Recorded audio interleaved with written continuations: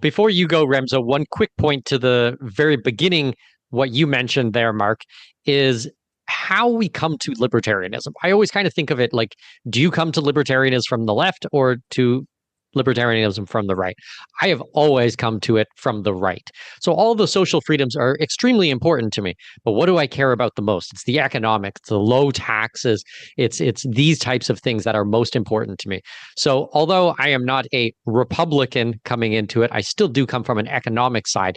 And so, for me, Trump is a clear winner. I think when you also take into account that Kamala Harris was literally the most dislikable human being in human history, I mean, it's not hard to, fight against something like that. Like, she is just a hideous, horrible human being.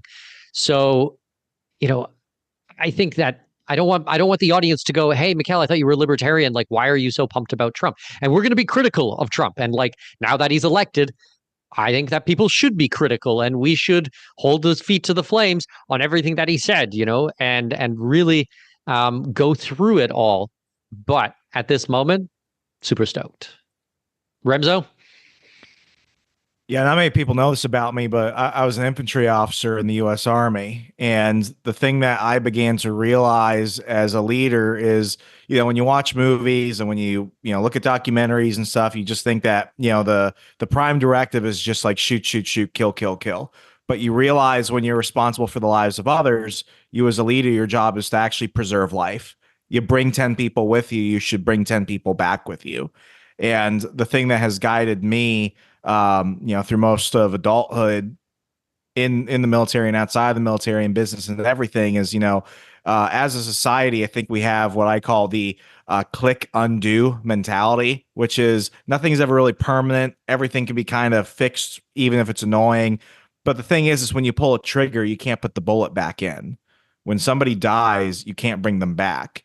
And, my journey into libertarianism really came through the anti-war movement and everything else through Iraq and Afghanistan. And it became very clear. It's like, growing up in the Obama years, Obama was as bloodthirsty as everyone else. And Obama invaded more countries than Bush did, and people tend to ignore that. And Obama killed a lot of people all over the place, and he had to actually, you know, execute the order. He had to authorize the order to kill even American citizens abroad. But he won a Nobel Peace Prize. What we've seen in the first week is that 70 world leaders have reached out to President-elect Trump.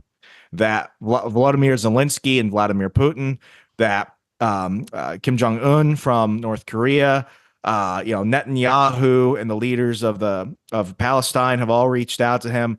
The world wants peace, and there was something about Trump in 2018 regarding the conflict in Syria that has always stuck with me because he's an off the cuff guy and people take him literally and not seriously, and the people take him too seriously don't take him literally enough sometimes. But he said something that has always stuck with me as he was negotiating, a drawdown of the conflict in Syria, and after the time that he went ahead and helped, write and get everyone at the table for the Abraham Accords amongst Palestine and the Arab states.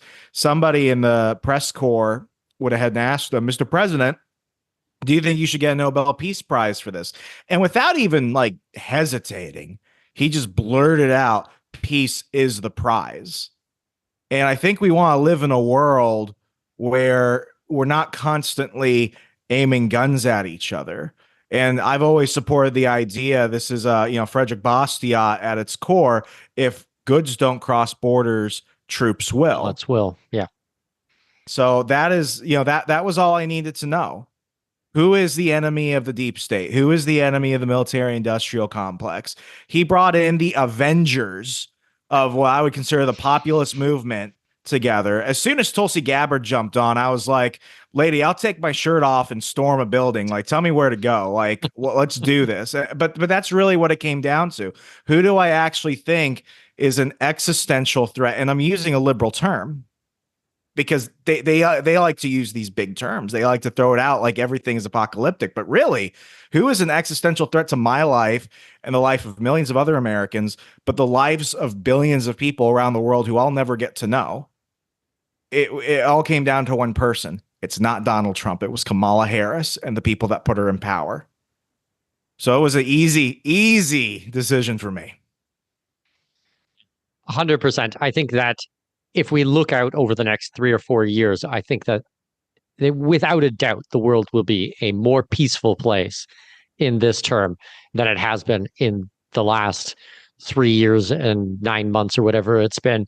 Um, like it's just so disgusting to watch what has happened in the last couple of years. Like you look around and you're like, how is this even possible for so many things to go wrong under one administration? Like, all right, let's stick our finger in Russia's eye. Let's do the same in China. Let's start mucking around in the Middle East again. And it's like, this is unbelievable. And Trump, they want to paint him as the second coming of Adolf Hitler. And he's the only president in recent memory that actually didn't start or escalate a war. Like, I don't understand. It's like whatever he does or doesn't do, they take the exact opposite and they splash it all over social media and mainstream media.